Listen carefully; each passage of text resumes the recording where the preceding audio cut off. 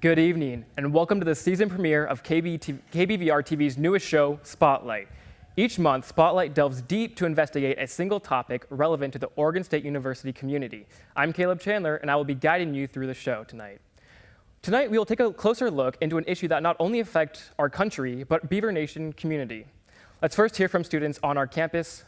Barometer reporter Donald Orr set out to discuss food insecurity and campus resources with fellow students. Let's take a look. What would you describe your average meal is on a day-to-day basis? Like McNary food, just kind of like fattening. Probably some like rice bowls, grain bowls, pizza. I just had panda. Regularly, I'm always eating some sort of meat. I have dinner and breakfast, and I usually skip lunch. For breakfast, I have usually an egg or two and some yogurt. Maybe I'll have like a sandwich for lunch. Eggs, assorted vegetables, rice, beans, and yeah, I just had panda also. Would you consider yourself food secure or food insecure? I think I've been lucky enough to be a food secure person. Yeah, I definitely think I'm probably food insecure. We only have like a limited number of dining dollars, and then the food's really expensive, so it takes a toll after a while. I would be food secure. I'm probably somewhere in the middle. I'd say at this point in time I'm fairly food secure, but that could change pretty quickly just based on my financial situation. I would consider myself food secure, yeah. Do you know about the Human Services Resource Center? No. I don't. I do not. Yeah, I've never been there or talked to them, but I have heard about it. I have absolutely no idea about the Human Services Resource Center. So the HSRC is a food pantry located on campus. It's open to students. Anyone that makes less than $1,800 a month is eligible to use this food pantry, and you can go in and just get food. Wow, that's news. That's phenomenal. Sounds good. I'll probably go.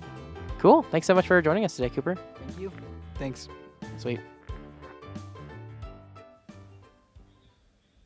As we just saw, many students on campus feel as though they've been impacted by food insecurity in one way or another.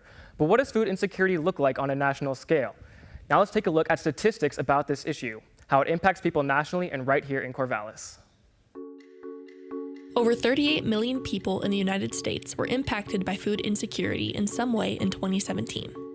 But what is food insecurity and how does it affect us, even at Oregon State University? First, let's start with a few definitions. Merriam-Webster defines food secure as the ability to consistently access or afford adequate food. Food insecurity is just the opposite, being unable to consistently access or afford adequate food. But how is this measured? How can we tell if someone has access to or can afford adequate food? We can look to the U.S. Department of Agriculture, which collects national data on food security. The USDA tracks several indicators, which can be used to classify households as food secure or insecure. They are measured by responses to certain factors, such as worrying if food would run out, being unable to afford a balanced meal, or cutting a size of a meal or skipping it entirely. 95% of people who fall into the very low food security category responded yes to each of these factors. Let's take a look at food insecurity at a national scale. According to the USDA, an estimated 11.8% of American households were food insecure at least sometime during 2017. This percentage totals to 15 million households across the U.S. Assuming the average of 2.58 people per household, this totals to roughly 38,700,000 people in the U.S. who were affected by some form of food insecurity during 2017. Now let's take a closer look into the state of Oregon. In 2017, 16.12% of households were categorized as food insecure, above the national average of 11.8%. This issue not only affects homeowners in Oregon, but some Oregon State University students feel the impact as well. OSU's Human Services Resource Center publishes an annual food insecurity by the numbers report, collecting data from students who completed the food assistance application. Of the 903 students who completed this application in fall 2017, nearly all of them met the definition of being food insecure in the past year. 8% of these students were considered food secure, 10% having low food security, and 82% were classified as having very low food security. 13% of applicants reported going a whole day in the past year without eating due to financial concerns.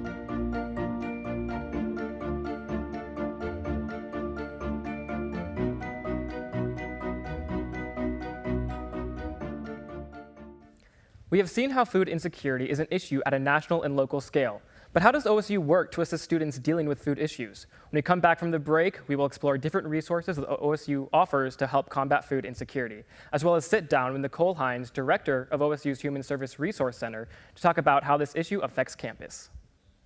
Knowing your strengths and what you love to do should be the path to figuring out what you will do.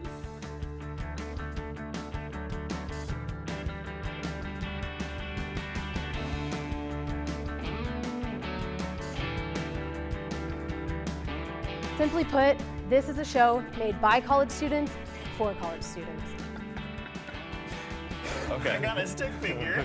Cowboy. Cowboy's right. Cowboy's correct.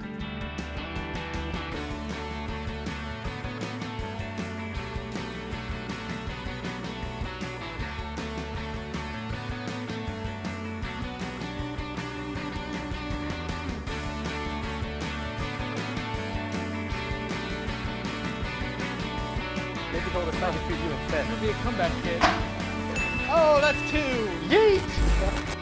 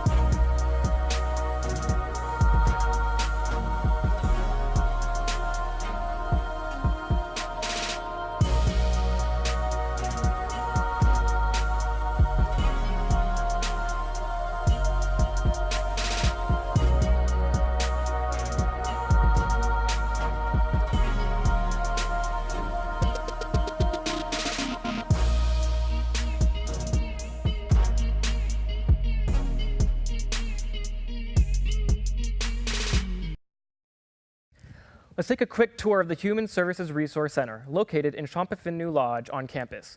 The HSRC is home to a community kitchen and the OSU food pantry. As tuition rises, more and more students are stressed financially. That's where the HSRC comes in. We help students get their basic needs met: food, housing, textbooks, and that sort of thing. So that way students can focus on academics and their goals. One of the things that make the HSRC unique is that we use student fees to turn around and give back to students who need it. We distribute food funds so under-resourced students can buy meals on campus. Last year, almost 2,800 students applied for food assistance funds. The HSRC distributed an average of $143 to about 1,400 unique students over the course of the year. We also use student fees to add to and maintain our textbook lending program, which has grown at least twice as fast as expected because of the rate of how often students and faculty are making donations. Welcome back. This evening I'm here with Nicole Hines, director of the HSRC, which you were just able to get a little tour of. Hi, Nicole. Thank you for coming on the show. Happy to be here. Thank you. So, Nicole, as your position as director of the HSRC, you work frequently with students dealing with food insecurity.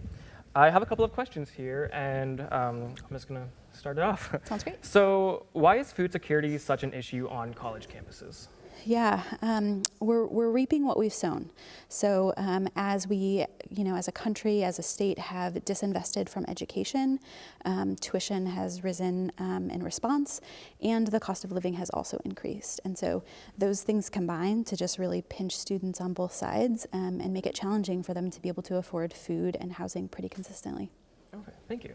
So we've acknowledged that it is a problem facing college campuses, but then why is it such a challenge to actually maybe do something about it? It's hard because it's a sticky problem. So you can't solve it in one day by just giving students food, because they're going to need food the next day. And so it really takes a concerted effort of really thinking about these things systemically, not just on an individual basis. Thank you. So luckily OSU does have a resource center, which is the HSRC. Mm-hmm. So if somebody doesn't really know what that is, could you help explain maybe what the HSRC has and the resources available to students? Yeah, absolutely. We have an abundance of food security programs. We probably have about 8 total, everything from our food pantry to kind of food funds, which puts money on students' ID so they can buy meals on campus. We do cooking classes. We have emergency housing resources, so we can help students if they're in a tight spot with housing, as well as a textbook lending program, because we know that sometimes students might decide not to buy their textbooks so they can get food, and we think that's a crappy choice either way. All right, well, thank you so much. Mm-hmm. So one thing is, what is something that could really help make an impact to this problem of food insecurity on campus? Yeah, there's some great national leaders in this conversation, like Dr. Sarah Golder-Grab. She's arguing that, and it makes a great point, that an expansion of the National School Lunch Program would be a really good way to come at this program, because when students are low income and can't afford to eat in elementary and high school, we know that that's a barrier to their learning, and that doesn't just go away when they show up on our college campuses. And so an expansion of that could really help us come at this problem at a bigger systemic level. Yeah, thank you.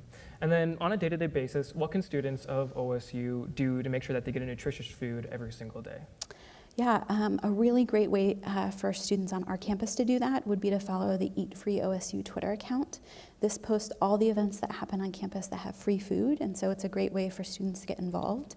And that's from OSU Catering, which makes delicious food, and so students will really be able to kind of go learn about something happening on campus and then walk away with a full belly. Yeah, thank you. Can students also get involved with also volunteering, perhaps, or even like at the upper levels of where like helping think of ways to help combat or help fight food insecurity as well, beyond just like actually going for the actual resource? Yeah, we love volunteers. We can't really operate our food pantry very well without them. Volunteering is a really great way for students to make a difference. We also have an advisory board that provides some leadership opportunities for students. And really, if someone's interested and they show up and they talk to me, I'm gonna find a way to get them connected. All right, thank you. So one other thing that kind of goes around campus from student to student is this thing known as meal bucks, but also sometimes it's not the most known thing. So could you help explain a little bit about what meal bucks are, and then also, you know, who's eligible, and then deadlines if there are any with it? Yeah, so meal bucks is money that students can get on their ID so they can buy meals on campus. And we also have another program called the Full Plate Fund that comes from donated meal swipes from UHDS students. And rather than have two different applications, there's one food assistance application that is online, lives on our website, and students need to complete that by Friday of week 1 of the term. And then we kind of assess from there who's food insecure and what our budget is, and kind of make awards from that. Okay. And then for a final thing is, you did talk about textbook lending. Could you quickly go back over that and just maybe add a little bit more to it as well? Yeah, we have 1,400 books in our library from over 400 different classes, and that's a really great way for students to save, you know, 20, 30 bucks. Sometimes we save students up to $200. And it's not just textbooks. We have lab goggles and safety coats and different things like that as well. All right, well, thank you so much. Later, we will be hearing from Nicole a little later in the show, but then, so thank you for your time for answering those questions. And then when we come back from the break, we will be exploring other resources that HSRC has to offer.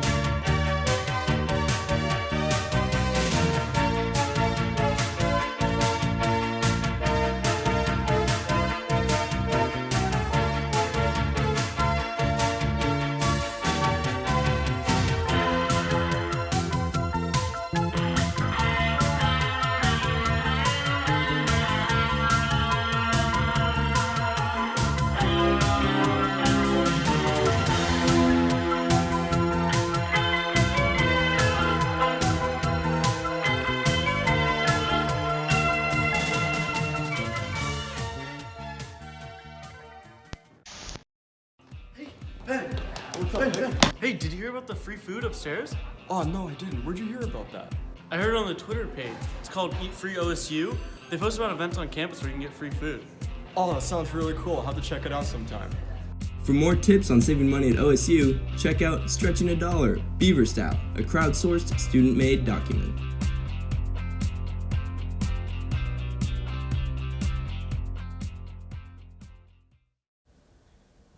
Last week, our Spotlight crew set out to answer this last question: what can students do on a day-to-day basis in order to provide themselves with nutritious food?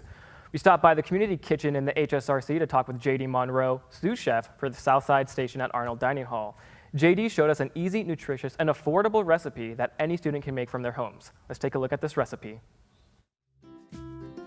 Hello there. Today we are in Champagney-Vu Lodge, which is home to the HSRC, also known as the Human Service Resource Center. And today we're going to be trying out a recipe, and we have a wonderful chef with us today. So if you want to introduce yourself.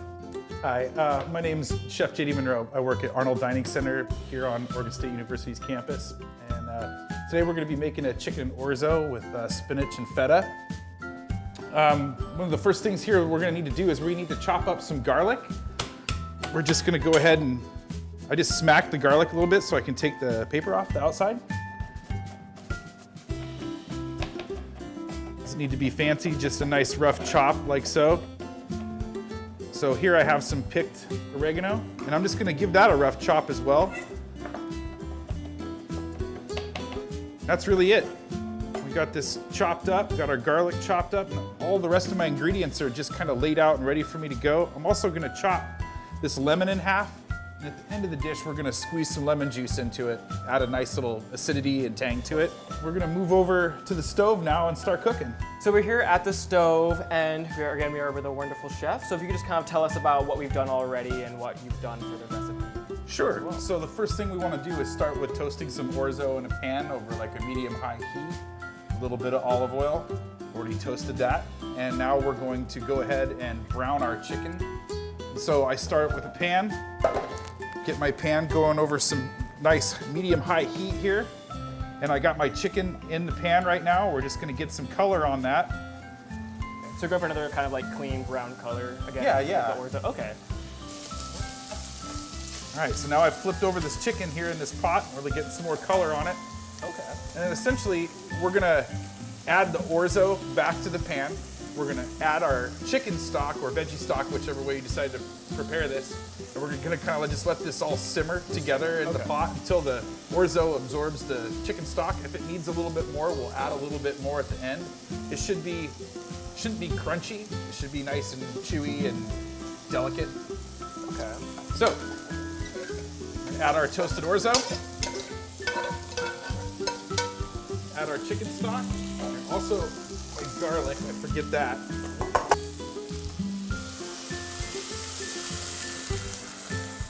And we just add that chicken stock in there. Okay. Give it a stir. If you wouldn't mind handing me that lid over there, please. Of course. There you go. Thank you. So now you just kind of let it sit for a little bit, right? Yeah, now I'll just put the lid on that and let that simmer, and that's gonna absorb the liquid and cook our chicken the rest of the way. Okay. And then you end by finishing it with our spinach, the feta at the very end, and a little bit of lemon juice to add a little kick to it. All right, so we've let our chicken and orzo simmer together for about 10-15 minutes, and let's lift the lid and see what we got. All right, yeah, I'm excited. Let's see what it looks like. Oh, yeah. So here we have some chopped oregano that we already chopped ahead of time. We're just gonna fold that in here now. You can put it in earlier. I like that fresh taste, so I'm adding it at the end. And then we're gonna add some spinach and a little bit of feta and some lime juice at the end to finish it, and then I'll plate it. That'll be that. We cooked the food, and now we're actually down to our last step, and that is plating. This is the most important step. Most important piece. The part where you put it on a plate and eat it. Of course, that's the hardest part too. It's like, gotta do it very careful. Awesome. Cheers. Well, sweet. Yeah, I'm really excited for this.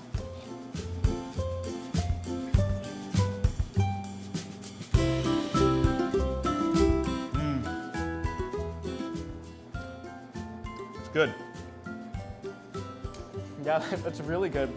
I really do taste the lemon in that. That was really good. Yeah. Well, thanks for having me. Yeah, well, thank you so much for helping me or showing me how to make this food. It was fast, it was easy, or easy than most other things.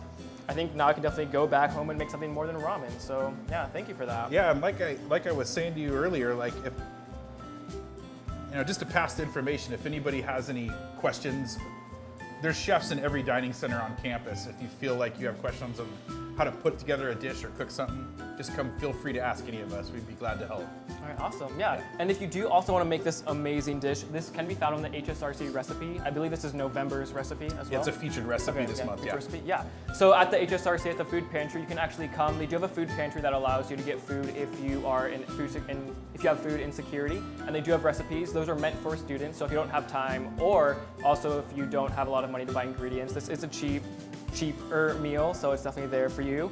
HSRC, it is open to the community beyond just students as well, so just come in, say hi, and get some food. And yeah, thank you so much for showing us this lovely recipe. Thank you. All right. Nice to meet you. Yeah, you too.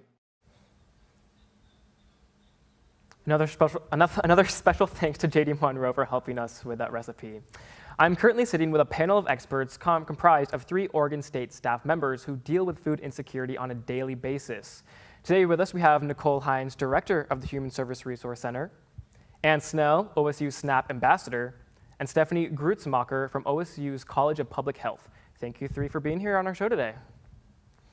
So Nicole, we've had the pleasure of speaking with you already, but then Ann and Stephanie, if you could just explain a little bit about what you do to help with food insecurity on campus. Yeah, I'll go first. So I'm in charge of the SNAP outreach at the HSRC. I'm actually a student as well, so I'm a student staff member. And the biggest part of my job is talking with students, getting the word out about SNAP benefits, and we're talking to students, just trying to start a conversation and connect them to resources that could help.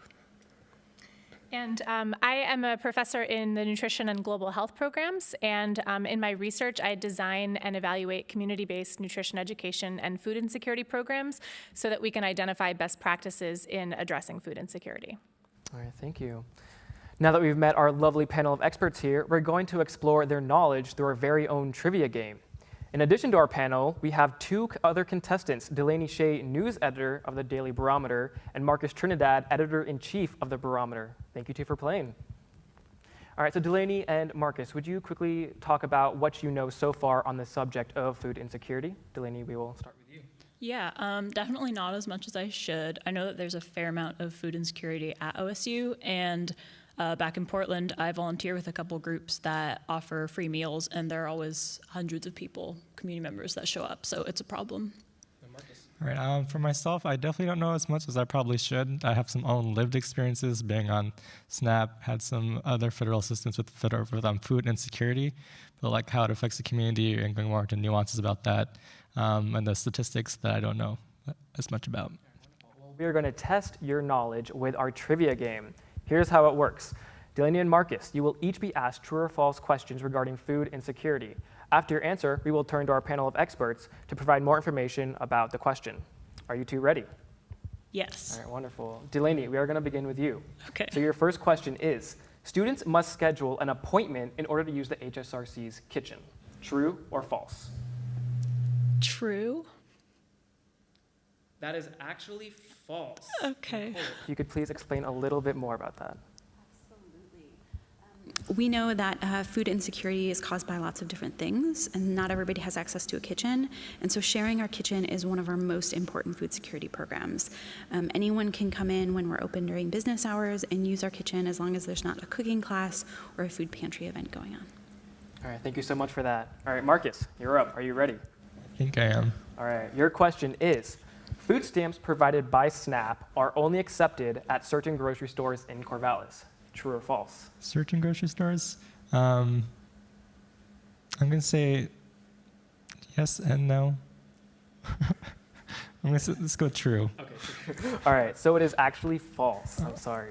And then Anne, if you could explain a little bit more about that. Yeah, so that's false because you can actually use them at all the grocery stores, pretty much everywhere. And convenience stores accept SNAP benefits as well, so like 7-Eleven, things like that. Cascadia Market on campus also is a place where you can use your SNAP benefits, and you can also use them at the farmers market at certain dates and times. Thank you so much. All right, Delaney, we're going to come back to you. Your question is, Oregon has higher rates of food insecurity than the national average. True or false? True. You're absolutely correct. That is true. And then Stephanie, if you would please.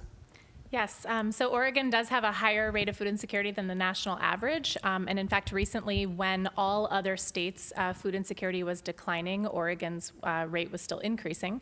And there are some subpopulations within the state who might be more likely to struggle with food insecurity, like homeless individuals and tribal community members. All right, thank you so much. All right, Marcus, we're headed back to you. Your question is, the HSRC does not offer food assistance programs outside of students' regular dining plans. True or false? False. You are correct, that is false. And then Nicole, if you would please. Yeah. Our food assistance application is really our most popular program. Last year we had nearly 2,800 students apply for that. And that's a program that students can fill out an online application, and then if we assess them as food insecure, we put a little bit of money on their ID so they can buy meals on campus, which is really helpful for those like study events or things like that, and really help students kind of fit in with their peers and focus on what's important. All right, thank you so much for explaining. All right, Delaney, back to you. Your question is, people are only eligible for SNAP if they're working a full-time job. True or false? False. That is correct, it is false. Congratulations. And then Anne, if you could explain a little bit more. Yeah, so there's a whole myriad of reasons why students could be eligible for SNAP. The full list is on our website, but two of the biggest ones are that if you're working a work-study position on campus, there's a good chance that you're eligible, or if you're seeing a CAPS counselor regularly, there's a chance that you might be exempt from those sort of work requirements. Marcus, we're headed back to you. Your question is, the USDA's iconic food pyramid is still used as the official image of a nutritious, balanced meal. I'm going to say false, and I hope it's not. You are right, it is false. And then Stephanie, if you could talk a little bit more, please. Yes, the food pyramid went away in 2011 and was replaced with My Plate. The feeling at the time was that in addition to needing to create a graphic to reflect the current dietary guidelines for Americans, there was also a need to make a graphic that better reflected the ways in which people think about and plan for and eat their meals. So having something on a plate versus something in a pyramid, which people do not eat off of, was seen as an improvement. Delaney, your question. The HSRC Advisory Board consists of only staff members to provide input on budgets, program priorities, and advocacy groups. False. It is false. Congratulations. And then Nicole.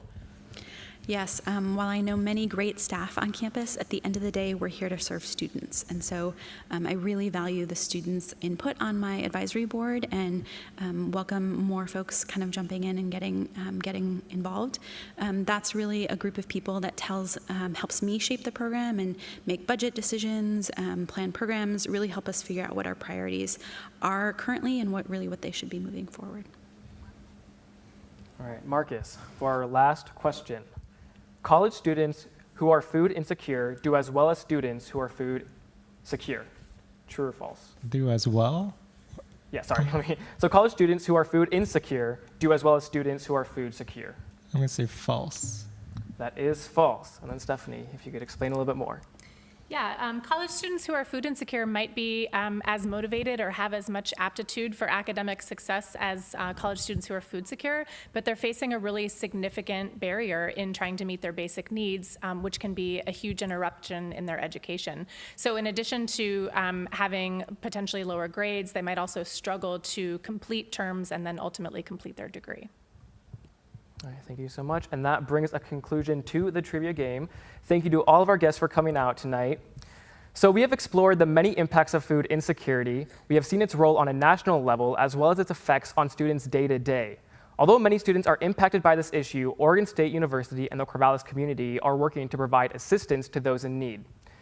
Thank you so much for tuning in, and catch us in the new year for our second episode in January. Thank you so much, and good night.